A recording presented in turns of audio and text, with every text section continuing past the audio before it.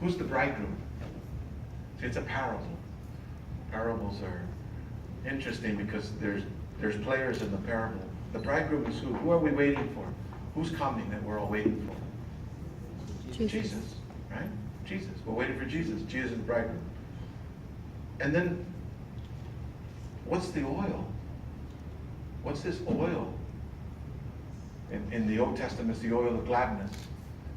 In the stories of Christ, when I was hungry, you gave me to eat. When I was thirsty, you gave me to drink. When I was naked, you clothed me. These become those things that bring us closer to Christ. The things that we do in our lives that are allowing us to live our lives to the fullness of sharing the love that God has offered us and sharing it back to God. This we will have, and this we celebrate in our baptisms. When we are receiving the sanctifying grace, the grace that's being restored to us, the grace that was lost. Now Christ washes us and brings us to that new life, and the life that Christ loves us. Interesting enough, Emma, your mother and father loved you from the day you were born. Yep. And on all the struggles and all the things that happened in life, no matter what, they will always love you. Guarantee, 100%, no doubt in my mind. Your mother and father will always love you. Your godmother or your godfather and your godmother will love you. Your grandparents will love you. Your aunts and your uncles will love you. They all loved you from the day you were born.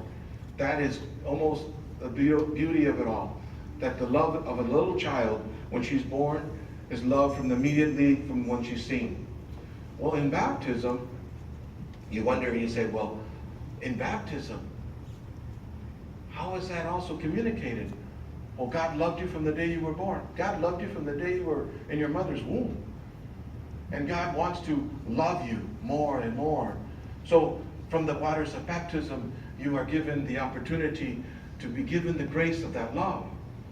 As though God has to say it loudly and proclaim it. I love you from the day you were born. I love you, and I will always love you.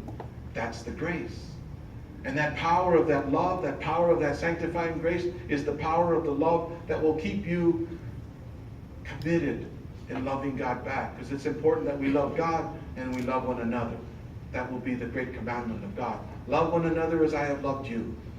You know, in ancient Israel, it was, Hear, O Israel, the Lord your God is one. Love the Lord your God with all your heart, with all your soul, with all your might. Christ would say, love one another as I have loved you. The two great commandments of God. How are we going to do that? With love. Well, in this parable that we just heard, there are the 5 who heard the message and understood it.